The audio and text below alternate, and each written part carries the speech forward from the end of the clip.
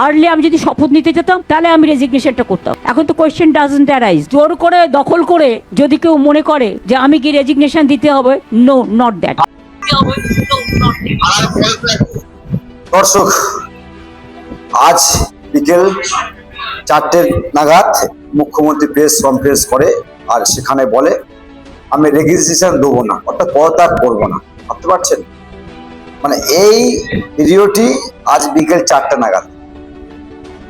আমরা তো জানি না সংবিধানে এরকম লেখা নাই যে বাবা সাহেব আম্বেদকর তিনি জানতেন না যে পশ্চিমবাংলায় এক মহিলার জন্ম হবে, তিনি হারা যাওয়ার পরে এক্সিকিউটিভ লিডার মানে তিনি জমা দেবেন না, পদত্যাগ করবেন না, এটা বাবা সাহেব আম্বেদকর জানতেন না। দর্শক, কতটা নির্লজ্জ হলে তবে এখনো পর্যন্ত পদত্যাগ করছেন না, রেজিগনেশন দিচ্ছে না। বুঝতে পারছেন কতটা নির্লজ্জ? 200 আসনের অধিক বিজেপি ক্ষমতায় এসছে, বিজেপির সরকার হবে, এখনো পর্যন্ত পদত্যাগ করবে না। বলছে আমি হারিনি, আমাকে লুট করে নেওয়া হয়েছে। লুট করে নিয়েছে বিজেপি লুট করে নিয়েছে। এতদিন লুটের কথাটা বারবার মুখে আসছে কেন জানেন? এই মুখ্যমন্ত্রী তো এই 15 বছর যে সরকার ছিল, 3বারের সরকার, তিনি তো লুট করে সরকারে টিকে ছিলেন, তাই ওনার মনে হয়েছে না। যখন আমরা দেখেছি বামের জামানায় 34 বছর বামফ্রন্টের সরকার ছিল, তখন তো তিনি বলেননি, যখন গণতন্ত্র রায় হয়েছে তখন তো তিনি বলেননি যে লুট করে নিয়েছে, আমি পদত্যাগ করবো না, আমি জিতে রয়েছি, আমি সরকারে থাকবো।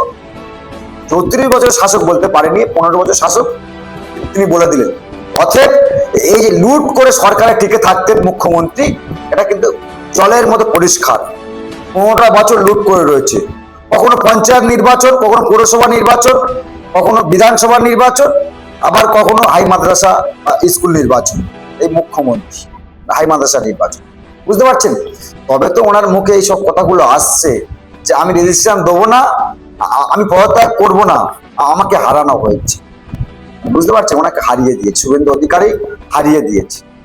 গতবার 2021-এ তো নন্দীগ্রাম থেকে হেরে পালিয়ে আসলেন। আপনারই বুকে ভবানীপুরে নন্দীগ্রাম থেকে এসে হারিয়ে চলে গেল, লুট করে নিল, কিছু করতে পারলেন না। এটা একটা হাস্যকর ব্যাপার নয়?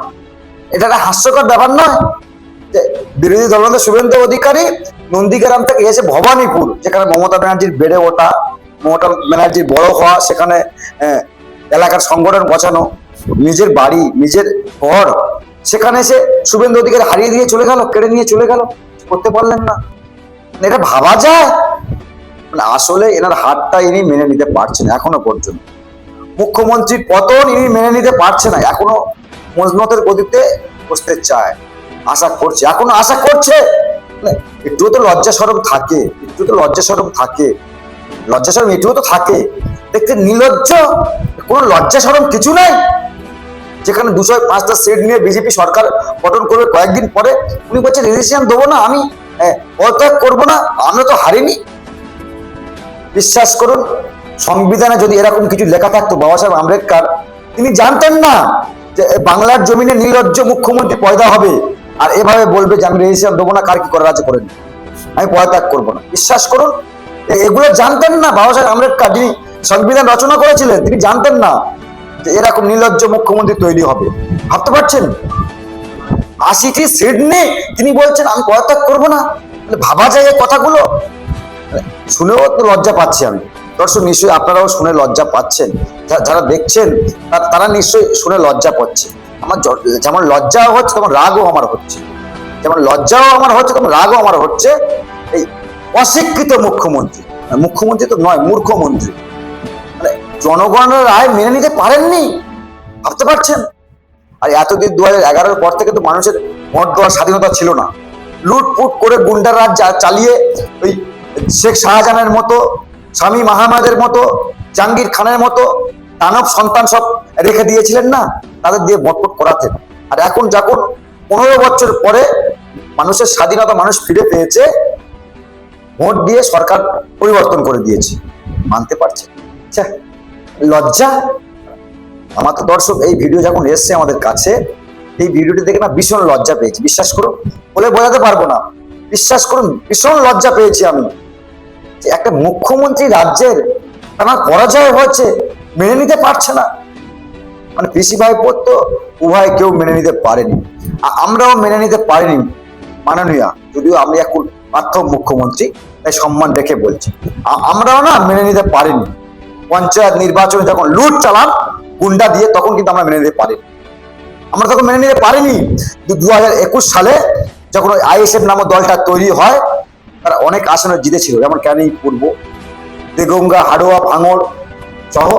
আমরাও মেনে নিতে পারিনি যেভাবে লুট চালিয়েছিলেন আপনি, আমরাও সেদিন মানতে পারিনি। বিশ্বাস করো, যারা ভিডিওটা দেখছেন না, নিশ্চয়ই মনে থাকারই কথা।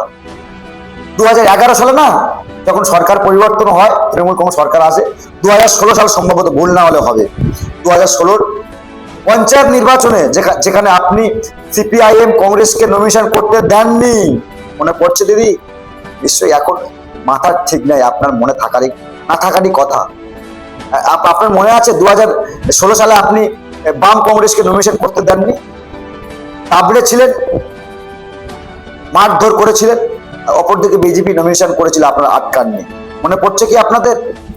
মনে থাকারই কথা, কিন্তু আমরা বলিনি। আমরা বলার ছেলে নয়, আমরা সব মনে রেখে সব হিসাব হবে। সরকারটা গঠন হোক না, সরকারটা একবার গঠন হোক না, আমরাও দেখবো।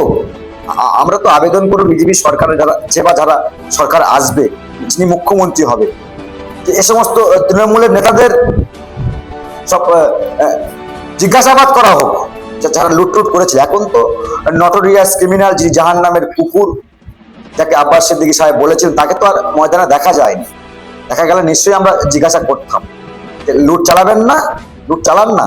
কিভাবে 2016 সালে মানুষকে দমন করেছিলেন, এই ক্ষমতার অপচয় করেছিলেন, আমরা ভুলে গেছি? আপনারা ভুলে যেতে পারেন হয়তো অনেকে, আমরা ভুলিনি। কিভাবে আনিস খানকে ছাদ থেকে ফেলে আপনার 100 পুলিশ হত্যা করেছিল আপনার ইন্ধনে। এখন তো বলবো আপনার ইন্ধন, এখন তো বলবো আপনার ইন্ধন। কালীগঞ্জে উপনির্বাচনের পরে 8 বছরের শিশু তামান্না খাতুনকে বোমার আঘাতে মৃত্যুবরণ করতে হয়েছিল, আমরা বলিনি। হয়তো অনেকে বলে যেতে পারে, একটা উপনির্বাচন সামান্য, সেখানে 8 বছরের শিশু, সে কি বা কি জানে? সিপিআইএম করতো তাই তাকে বোম মেরে হত্যা করা হয়েছে বোমার আঘাতে। এগুলো আমরা বলে জানি মাননীয়া।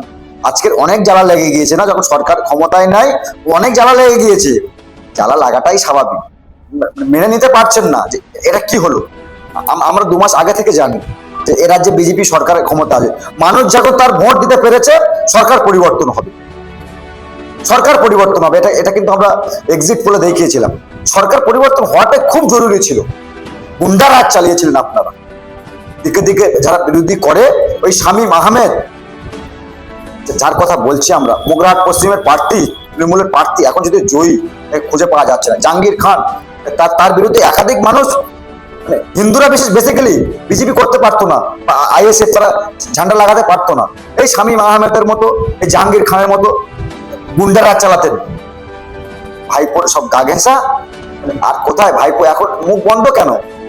মেনে নিতে নিশ্চয়ই পারেননি না, আমরাও পারিনি।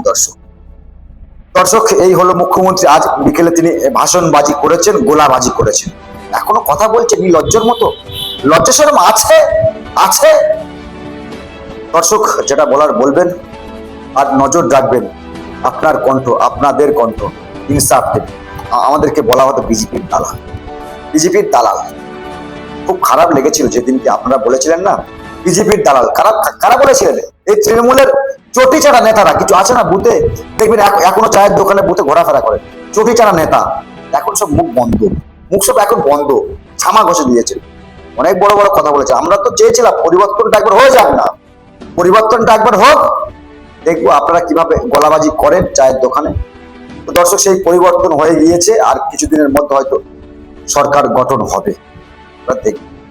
দর্শক, যেটা বলার বলবেন, আর নজর রাখবেন আমাদের চ্যানেল।